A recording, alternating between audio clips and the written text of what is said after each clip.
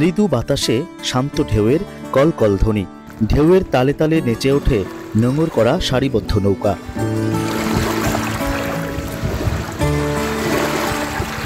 ভোরের আলো ফুটে ওঠার পর এভাবেই জেগে ওঠে ব্রহ্মপুত্র নদ। খানিক পর একে একে নদের পাড়ে জড়ো হতে থাকেন ব্রহ্মপুত্র পাড়ের সন্তানরা, যাদের বংশ পরম্পরায় জীবন জীবিকার সাথে জড়িয়ে আছে এই নদ। আগের রাতে যারা জাল নৌকা নিয়ে ছুটে গেছেন মাছের আশায়, ঘুম ঘুম চোখে ভিড়তে থাকে সেই জেলেদের নৌকা। প্রতি ভোরে এমন দৃশ্য চোখে পড়ে গাইবান্ধার ফুলছড়ি উপজেলার বালাসীঘাটে। কারো বড় মাছ পাওয়ার আনন্দের আড়ালে ঢাকা পড়ে দু একজনের চোখ মুখের ক্লান্তির ছাপ। রাজ্যের সমস্ত মন খারাপ যেন ভর করে বসে বাকি জেলেদের, কারণ রাত জেগে তেল পুড়েও আর আগের মতো মাছ জোটে না তাদের জালে। বাড়ি ছিল মনে করো রসুলপুর, এখন নদী ভাঙিয়ে আসছে। সে সময় আমার ছোটবেলায় আমি দেখছি যে বড় ভেউস মাছ, মাছটা কালো ছিল, দেখতে খুব ভালো দেখা গেছে, খাইতেও ইন্টারেস্ট হচ্ছে। সেই মাছগুলো আর এখন হয় না, বড় ইটে মাছ হয়েছে।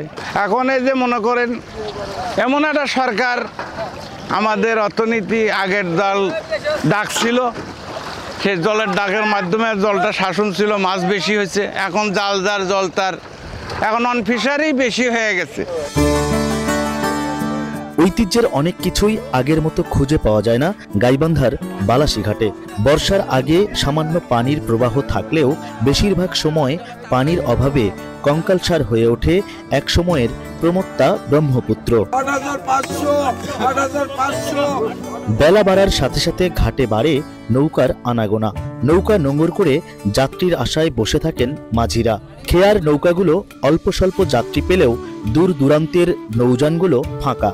অথচ এক সময় প্রতিদিন অসংখ্য মানুষের আনাগোনা ছিল এই ঘাটে।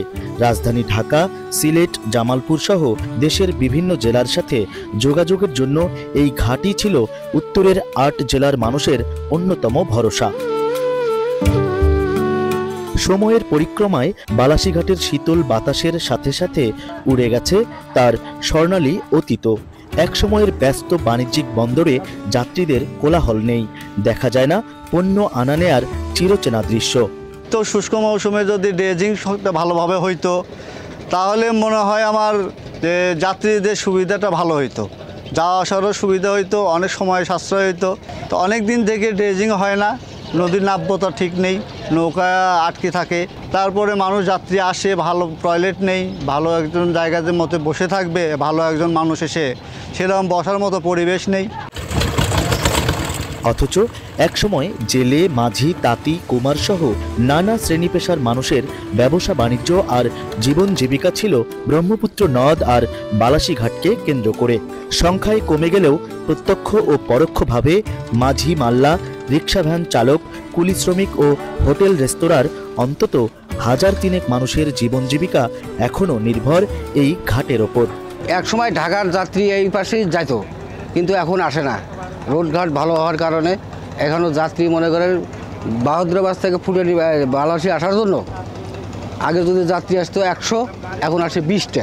160টা লেবারে আমরা যে কর্মটা করছি তখন তাতে কোনো সমস্যা হয়নি, কিন্তু এখন দেখা যাচ্ছে রেল চলে যাওয়ার পরেও আমাদের এই বালাসীঘাট সবমাত্র 25 থেকে 30টা লেবার নিয়ে, তাও তাদের কর্ম নেই। বর্ষার সময় একটু বেচা কেনা তো একটু বেশি তো হবে, কিন্তু শুকনো মৌসুমে দেখা যাচ্ছিল আপনার নদীতে পানি থাকে না, হয়তো ঘাট হয়তো একটু দূরে চলে যায়, এর কারণে লোকজন হয়তো আসতে একটু কষ্ট হয়। এই কারণে আমাদের ব্যবসাটা পানির সময় একটু ভালো হয়। 1938 সালে ঢাকার সঙ্গে উত্তরাঞ্চলের রেল যোগাযোগ স্থাপনের জন্য চালু করা হয়েছিল রেল ফেরি। যমুনা ব্রহ্মপুত্রের বুকে চলত ফেরি, তবে নাব্য সংকট সহ নানা কারণে পরবর্তীতে তা বন্ধ হয়ে যায়। স্থানীয়দের দাবির মুখে 2022 সালের শুরুতে ব্রহ্মপুত্র নদের দুপারে বালাসী ও বাহাদুরাবাদ ঘাটে 16 একর জায়গা জুড়ে প্রায় 150 কোটি টাকা ব্যয়ে ফেরিঘাট নির্মাণের পর জ্বলে ওঠে আশার আলো। পরীক্ষামূলক লঞ্চ সার্ভিসও উদ্বোধন করা হয়। আবারও সেই নাব্য সংকট, সেখানে নৌকা চলাচলও কঠিন হয়ে পড়ে সময়ে সময়ে। আপনি যা পিছনে যা দেখবেন অবস্থাটা কি, এমন কাঁচার ধরছে হ্যাঁ, কিন্তু সেখানে কোনো কাজ বাজ আমি কিছুদিন আগে শুনলাম যে ওই যে জিও বস্তা আছে না, এখানে নাকি কিছু ফেলাবে জিও ব্যাগ, কই সেটাও তো হচ্ছে না। কিন্তু নদী যে ভাঙন শুরু করছে, এতে তো আমি দেখতেছি যে 2-1 বছর আপনার কঞ্চিপাড়া ইউনিয়নে মনে হয় থাকবে না, বালাসীঘাটও থাকবে না। বালাসীঘাট তো এমনিতেই শেষ হয়ে গেছে। হ্যাঁ, এই যারা ডাকে, গতবার যদি 1.5 কোটি টাকা ডাকি থাকে, এবারকার তারা নেবে না। কেন নেবে না? প্রতি বছর লস হচ্ছে। গাইবান্ধা সহ উত্তরাঞ্চলে ব্যবসা বাণিজ্য ও যোগাযোগ ব্যবস্থার প্রসারে ব্রহ্মপুত্র নদ খনন করে নৌপথ সচল করার বিকল্প নেই বলছেন স্থানীয় ব্যবসায়ীরা। আর বিআইডব্লিউটিএ চেয়ারম্যান বলছেন বালাসীঘাট নিয়ে ভিন্ন কিছু ভাবছেন তারা। গাইবান্ধাবাসী আমরা এই সরকারের কাছে আকুল আবেদন, এই টার্মিনালটাকে আবার পুনর্ভাবে চালু করে আমাদের গাইবান্ধাবাসীকে একটু উপকৃত করুক, আমাদের ব্যবসায়ীরা একটু উপকৃত হোক। আমি আশা করব গভর্নমেন্ট আমাদের এই কথাটা শুনবেন।